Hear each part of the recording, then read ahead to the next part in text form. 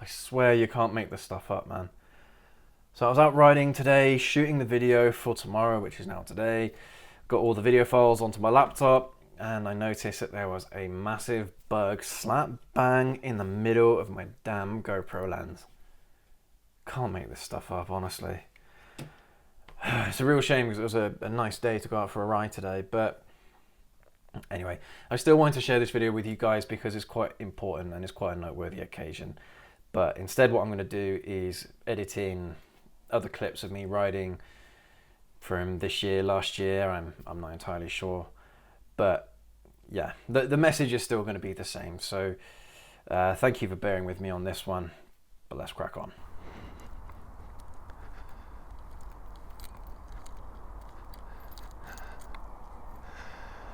I absolutely love this viewpoint. It's pretty epic.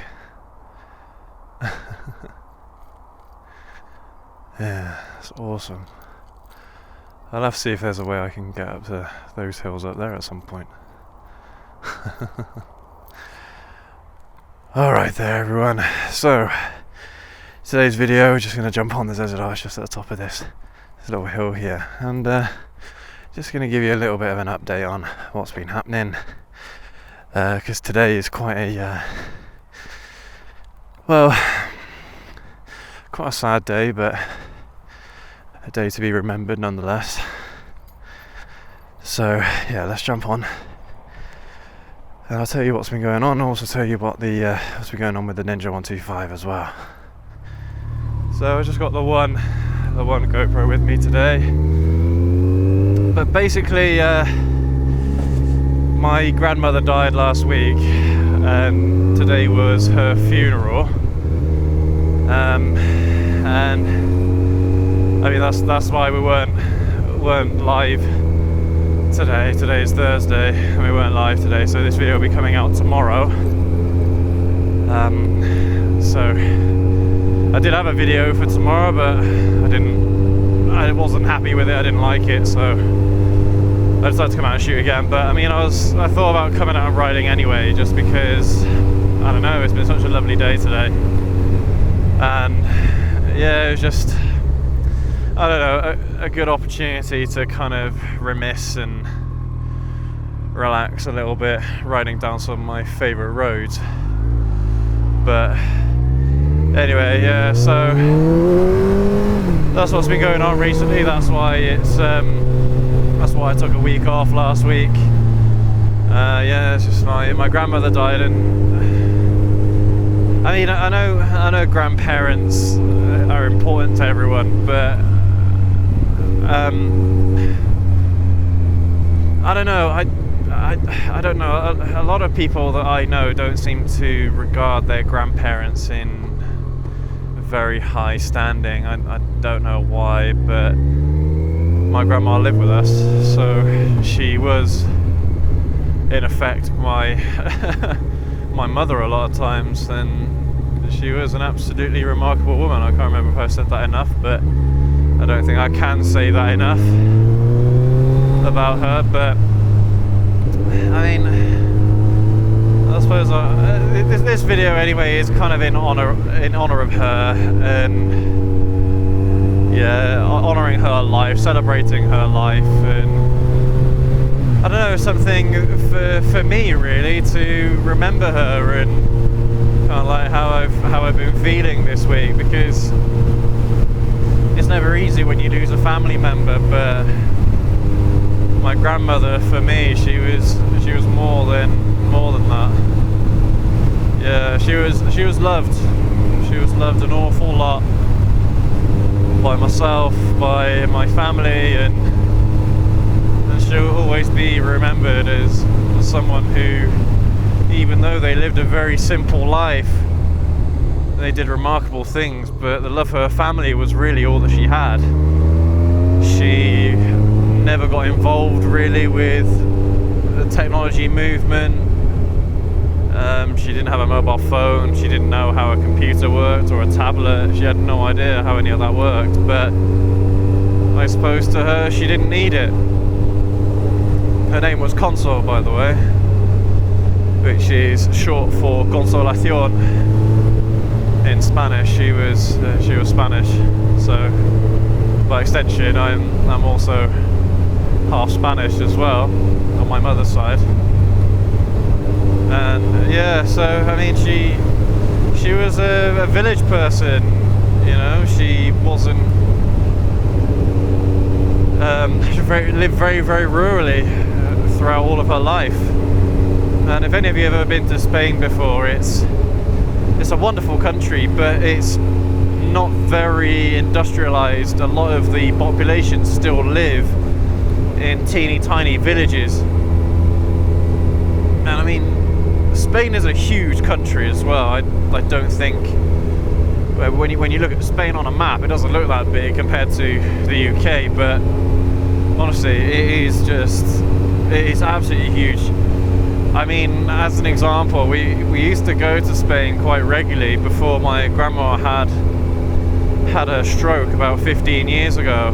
Well, no, actually, it's more like 18 years ago now. It's 2005 when she had her stroke, but nearly damn well killed her there and then. And there, she lived another 18 years after that, living with a horrible, debilitating affliction. What was I saying? But yeah, she came from a teeny tiny little village, and she owned a shop as well. It was like a tailor's,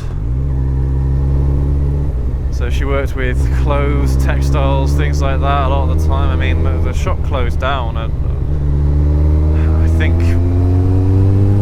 think well before I first visited the place, when I was about 4 or 5 years old, 3 years old, something like that. They'd already closed down the shop because I think they'd already retired. But yeah, from what my mum and what my dad and other family, other relatives tell me about the little business that they had in this little village, was that the quality of their work was sublime. It was really good quality work that they did, tailor making clothes.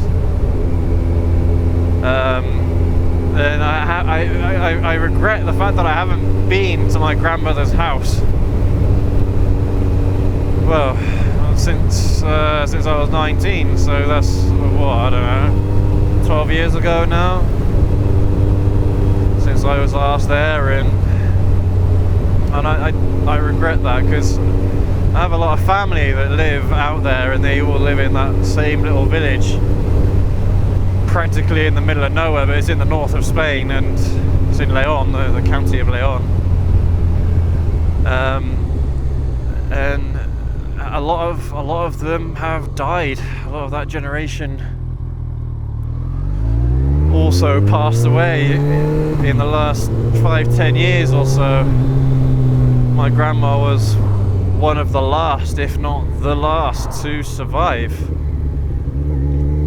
that entire generation. So yeah, it's really sad. But I mean, she was born in 1928, so she lived through an awful lot. She lived through the Spanish Civil War, which was brutal. That was from 1936, 1937 to 1938, 39, something like that.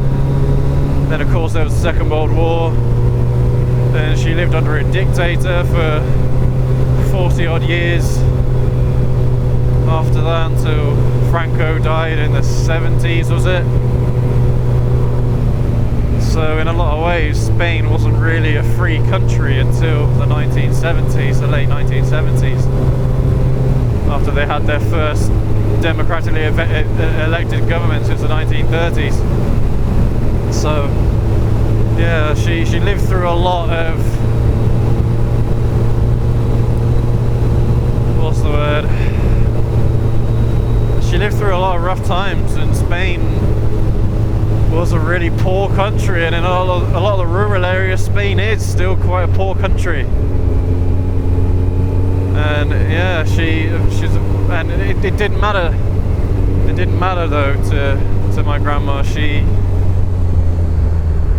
She's still one of the strongest women I've ever known, and even after she had her stroke, she still had her spirit. She still tried as hard as she could, even though she was already, I think, 72 or 73 at the time.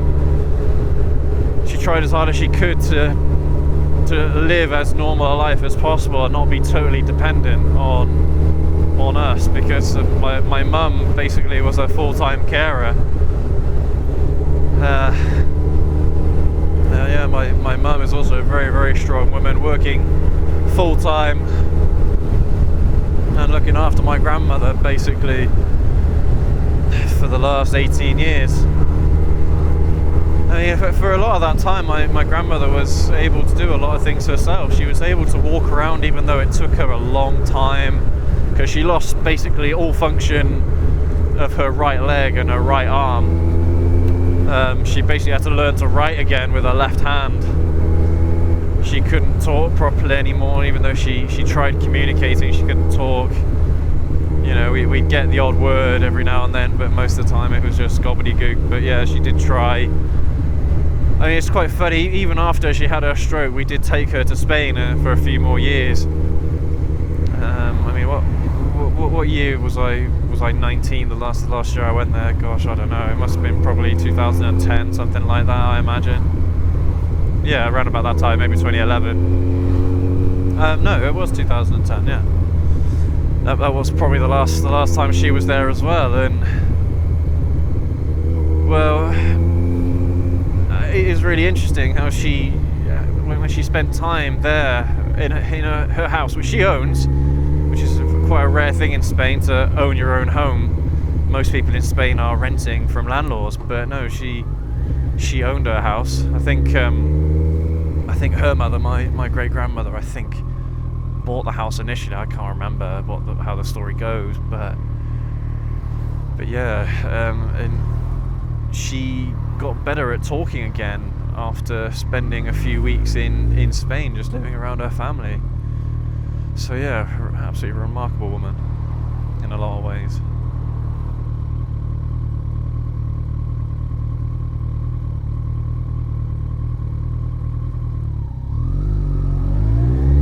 It's quite funny because all she ever had was just love for everyone and everything. You know, she didn't have a bad word or a bad thing to say about anyone. So it's quite funny. I remember when I was a kid and I'd bring my mates over or something like that to my house. I mean, this was when, I don't know, we were probably 10 years old or younger. She would give me a kiss, and then when I got in through the door, and then she'd give my friend a kiss as well.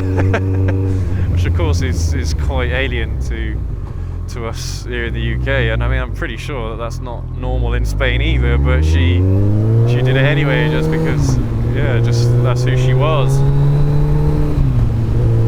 But yeah, anyway, I mean, that's just a little bit of blurb about her. I mean, I don't know much about her life, so I'm ashamed to say I don't really know much about how she lived or what have you. But yeah, she lived with us basically ever since her husband died in the early 90s. My grandfather died of cancer. She's been living with us almost exclusively. So yeah, we had quite a close bond. Me and my grandmother, my brother, my grandmother, we all really loved her. Even my dad had a really close bond with her. I mean, his mother died before I think just when I was born. She died as well. So my grandmother was the only mother my dad actually had, really, pretty much throughout my entire life. So he was really upset by her passing as well. But yeah, they'd do anything for you. They would absolutely do anything for you. My grandma, yeah, poor thing. Yeah, the saddest part about all of it for me was when they took her out of her room. I mean, she died basically in her sleep at 8 o'clock in the morning. It was on Wednesday last week. She passed away, and yeah, it was when they took her away a few hours later. That's when it really hit me that I'm not going to see her again. Yeah, it's awful, man. That was awful. I did get to see her again in the Chapel of Rest the day before the funeral, or yesterday morning. I did get one last chance to see her, but I'll warn you now, they won't look the same as they did the last time you saw them, because they closed the mouth shut, and they lay them in the coffin like in a really weird way. Like it's not how she would normally lie in bed or something like that. So she wasn't 100% recognizable from the last time I saw her, which was the morning when she died.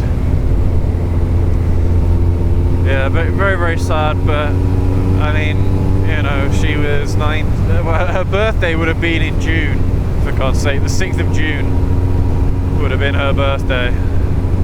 I think she would have been, oh gosh, I can't do the maths off the top of my head. What's 2023 minus 1928? Yeah, I don't know. Work it out for yourselves. But I really wanted her to make it to her birthday. But the last couple of weeks, she was really suffering. She wasn't doing well at all, and she deteriorated really quickly over these last 2 weeks. And we knew that it was only going to be a matter of days that she had left. Poor thing. She couldn't hold her own head up. She couldn't eat. The only thing she could do was basically breathe, even though we tried feeding her, we tried to give her some water, but she just wouldn't take it, wouldn't swallow it. Oh, excuse me. Oh, Jesus. Doesn't help the fact that I've got a bit of a cold as well at the moment, and it's hay fever season, so that's all great. But anyway, I mean, that's another chapter in my life closed. And she was a devout Catholic, so I kind of hope that I don't believe in that. I'm not an atheist, but I don't believe in the church or in God or anything like that. But if that all does exist, then well, I look forward to seeing her in the afterlife, whatever form that might be. Hopefully a long time from now. Hopefully I get to live as long as she did. But yeah. Anyway, let's move on. I know it's a really sad topic. I know we were talking about her for, I don't know, gosh, past 20 minutes or so. I don't even know how long. But yeah, I mean, I could talk about her a lot. Like, there's so many wonderful things to say about a woman like her.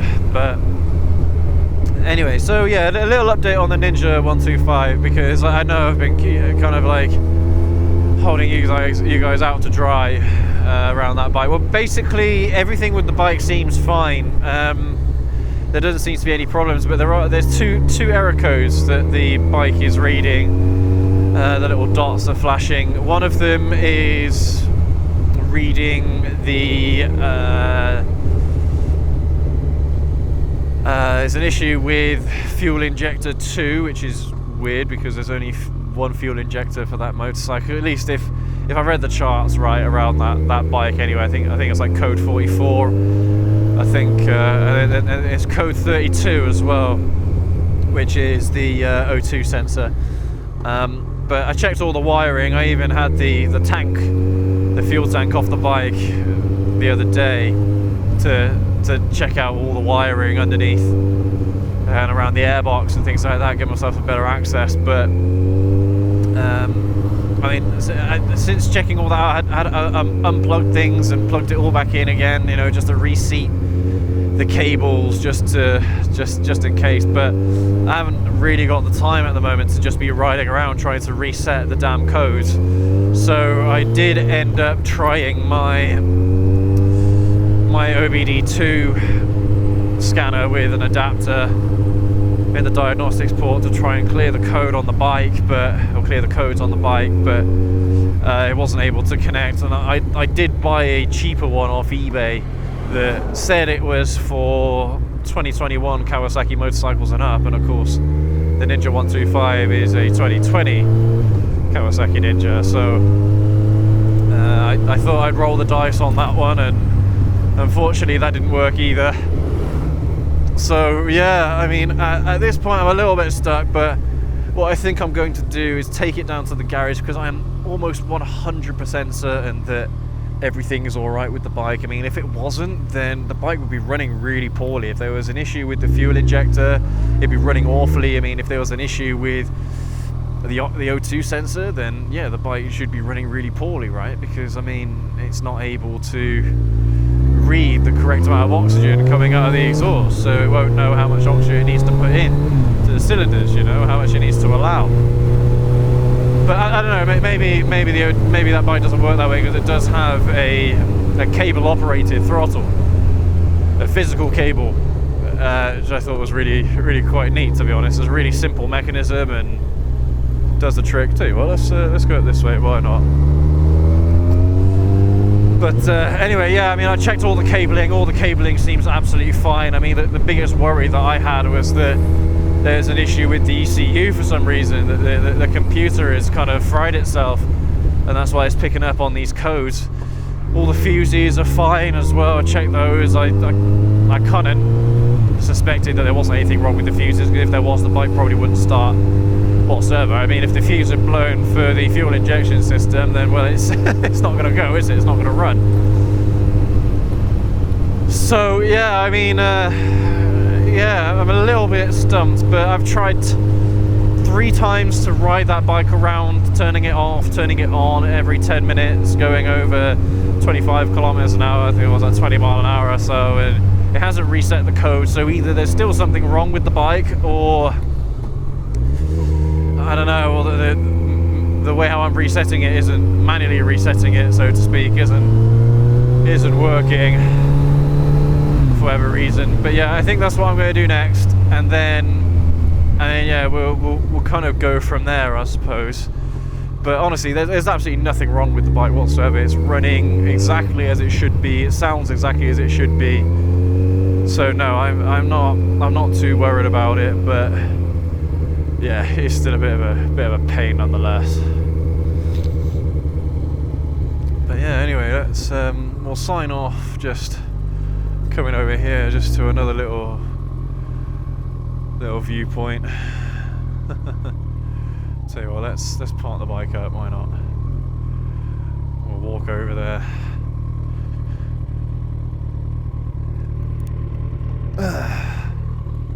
Yeah, there you go.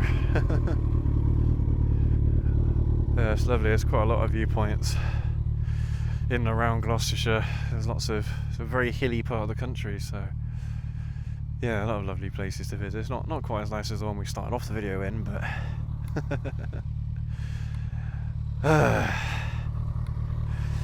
anyway, guys and girls, thank you so much for watching today, and yeah, just thank you for your support over these 2 years. I mean, yeah, in April it was 2 years since we started this channel, so yeah, a lot has happened in that time. But anyway, yeah, thank you again ever so much for watching this one. Leave a like, hit subscribe. Yeah, we'll catch you all in the next video. I mean, we should be all back to normal from next week with a live show and everything, but yeah, we'll catch you guys all next week. Have a great weekend. Take care.